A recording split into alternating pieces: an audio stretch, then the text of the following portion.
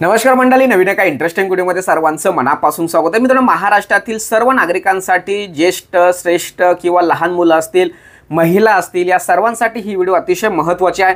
कारण मित्रांनो, आपल्याला आधार कार्ड संदर्भात कोणतंही काम करायचं असेल, त्याचबरोबर इतर डॉक्युमेंट्स, उदाहरणार्थ जाती दाखला असेल, जात पडताळणी असेल किंवा पासपोर्ट्स असतील किंवा अनेक बाबींसाठी आपल्याला जन्म दाखला अतिशय महत्त्वाचा असतो. परंतु काही कारणास्तव आपला जन्म दाखल्याची नोंद संबंधित कार्यालयामध्ये नसते, त्यामुळे आपल्याला ते जन्म दाखला वेळेवर मिळत नाही. तर या व्हिडिओमध्ये आपण जन्म दाखला कशा पद्धतीने मिळू शकतो, यासाठी नेमकी प्रोसेस काय आहे, ही प्रोसेस फक्त मी तुम्हाला 5 मिनिटांमध्ये समजून सांगणार आहे. 5 मिनिटांमध्ये जे मी तुम्हाला सांगणार आहे ते जर तुम्ही व्यवस्थित केलं तर नक्कीच तुम्हाला ऑनलाईन पद्धतीने क्यू आर कोडवाला, जो म्हणजे आता आपल्याला आधार कार्ड जर काढायचं असेल तर आपल्याला बारकोडवाला इंग्लिशमध्ये जन्म दाखला लागतो, तो क्यू आर कोडवाला दाखला तुम्ही सहज पद्धतीने मिळू शकता. परंतु या 5 मिनिटांमध्ये जी मी प्रोसेस तुम्हाला सांगणार आहे ती व्यवस्थित जर समजून घेतली तर नक्कीच तुम्हाला जन्म दाखला मिळवण्यासाठी अडचण येणार नाही. यामध्ये अतिशय महत्त्वाचा मुद्दा म्हणजे तुम्ही ज्या ठिकाणी राहताय, ज्या तुमच्या आधार कार्डवरचा पत्ता असेल किंवा तुम्ही ज्या ठिकाणी राहताय त्या ठिकाणी जर तुमचा जन्म झाला असेल किंवा त्या ठिकाणी तुमची नोंद नसेल किंवा महाराष्ट्रामध्ये कुठेही तुमची नोंद नसेल तर अशा परिस्थितीत एक लक्षात ठेवा, जर समजा तुम्ही एखाद्या ठिकाणी तुमची नोंद असेल तर तुम्हाला त्या ठिकाणी सहज पद्धतीने जन्म दाखला मिळतो.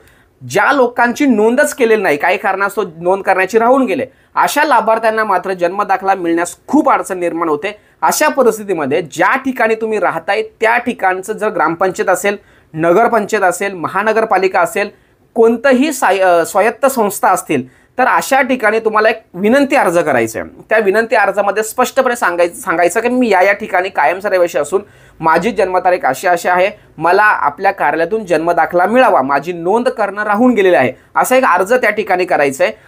आता हा जो नियम आहे हा ग्रामीण भाग आणि शहरी भाग सर्व ठिकाणी लागू आहे. लक्षात ठेवा, तुम्हाला व्यवस्थित माहिती मिळत नसल्या कारणामुळे ह्या सगळ्या अडचण निर्माण होतात.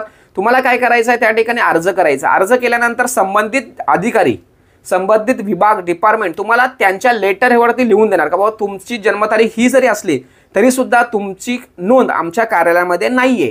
तर असं जेव्हा अर्ज येतो की म्हणजे त्यांच्याकडून रिप्लाय येतो तर त्या कागदाची जी प्रत असते त्या प्रतच्या माध्यमातून तुम्हाला काय करायचं, एक अफिडेव्हिट सादर करायचं. आता अफिडेव्हिट 100च्या, 500च्या किंवा साधाही चालतोय, 500चाही करू शकता, 100चाही करू शकता, तो मॅटर इथे महत्त्वाचा विषय नाहीये. तर तो अफिडेव्हिट तयार करायचा असतो आणि तो अफिडेव्हिट, आणि मी डिस्क्रिप्शन बॉक्समध्ये एक जन्म नोंदीचा फॉर्म देतोय, त्याची PDF मी या ठिकाणी डिस्क्रिप्शन बॉक्समध्ये टाकलेली आहे. त्याची प्रिंट मारायची. प्रिंट मारल्यानंतर तो व्यवस्थित भरायचा आहे. व्यवस्थित भरल्यानंतर त्या ठिकाणी तुमचे ते तलाठी कार्यालय असतात, त्यांचा पंचनामा त्याच्यावरती घ्यायचा असतो आणि जे अफिडेव्हिट तयार केलंय ते तहसील कार्यालयातून पास करून घ्यायचंय. आणि हे सर्व कागदपत्र तुम्हाला काय करायचे, संबंधित तहसील कार्यालयामध्ये जमा करायचे. तहसील कार्यालयामध्ये जमा केल्यानंतर तहसील कार्यालय संबंधित जे तुमचं ऑफिस आहे, म्हणजे ज्या पहिला अर्ज तुम्ही केला होता आणि तिथून जे तुम्हाला रिप्लाय आलता प्रत, म्हणजे तुमची नोंद नाही, असा जे डिपार्टमेंट असतं, विभाग असतो, संस्था असते, ग्रामपंचायत असेल, नगरपालिका असेल, जे काय असेल ते त्या ठिकाणी ते पत्र पाठवतात तहसील कार्यालयाच्या माध्यमातून, बाबा अशा पद्धतीचा एक पत्र किंवा एक निवेदन, एक अर्ज या ठिकाणी प्राप्त झालेला आहे, तर त्या अर्जाचा खुलासा करावा असं तहसील कार्यालयातून संबंधित विभागाला किंवा संबंधित संस्थेला सांगितलं होतं, ग्रामपंचायतला वगैरे. आणि तेच एक पत्र संबंधित तलाठ्यांना दिलं जातं की बाबा असा अर्ज आलेला आहे, तर तो चौकशी अहवाल सादर करा. मग तलाठी काय करतोय, त्या संबंधित व्यवस्थित माहिती गोळा करतो आणि तो अहवाल तहसील कार्यालयामध्ये जमा करतो. आणि जे ग्रामपंचायतवाले असतात ते सुद्धा काय करतात, त्यांच्याकडून एक अहवाल बाबा असा व्यक्ती या ठिकाणी कायमचा रहिवासी आहे आणि त्याच्या माध्यमातून असा अर्ज आलेला आहे.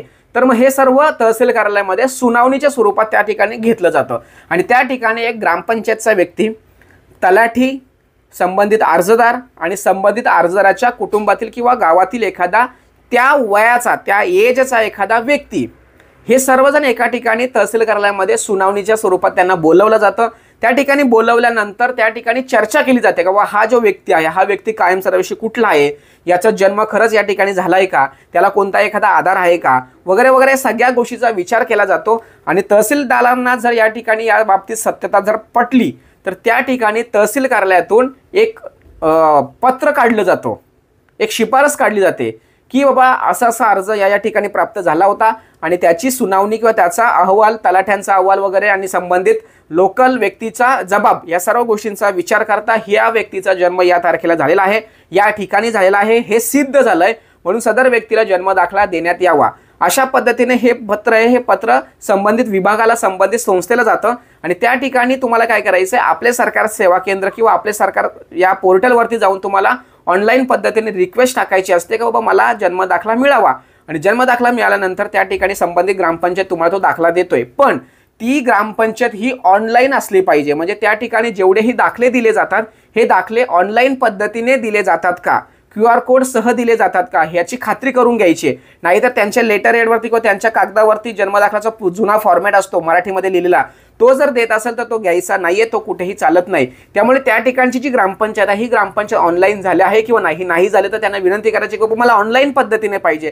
अशा सर्व गोष्टीचा विचार जर तुम्ही केला, या पद्धतीने जर तुम्ही गेलात तर नक्कीच तुम्हाला त्या ठिकाणी QR कोडवाला, ग्रामपंचायत जर ऑनलाईन असेल तर 100% तुम्हाला QR कोडवाला जन्म दाखला मिळतो. अशा पद्धतीने मित्रांनो ही संपूर्ण प्रोसेस आहे. ही संपूर्ण प्रोसेस तुम्हाला मी अतिशय कमी वेळामध्ये 5 मिनिटात मात्र सांगितलेलं आहे, परंतु या प्रोसेसला प्रत्यक्षात कारवाई करताना मात्र वेळ जातो. त्यामुळे तुम्ही असं समजू नका 5 मिनिटांमध्ये ह्या सगळ्या गोष्टी होतील, 5 मिनिटांमध्ये दाखला मिळतो वगैरे, असा काही गोष्टी नाहीयेत. परंतु यासाठी तुम्हाला पाठपुरावा करणं खूप गरजेचं आहे, फक्त अर्ज करून चालत नाही. अशा पद्धतीने मित्रांनो महाराष्ट्रातील अनेक लोकांच्या जन्मदाखल्यासंदर्भात अनेक अडचणी आहेत, तर तो जन्मदाखला कशा पद्धतीने मिळवता येणार याविषयी संपूर्ण सविस्तर माहिती या ठिकाणी मी तुम्हाला समजावून सांगितले. सदर व्हिडिओ, सदर माहिती महाराष्ट्रातील सर्व नागरिकांसाठी, महिला वर्गांसाठी, लहान मुलांसाठी अतिशय महत्त्वाची असल्या कारणाने ही व्हिडिओ त्यांच्यापर्यंत पोहोचवण्यासाठी सहकार्य करा. भेटूया पुढील व्हिडिओसह. तोपर्यंत धन्यवाद. जय हिंद, जय महाराष्ट्र.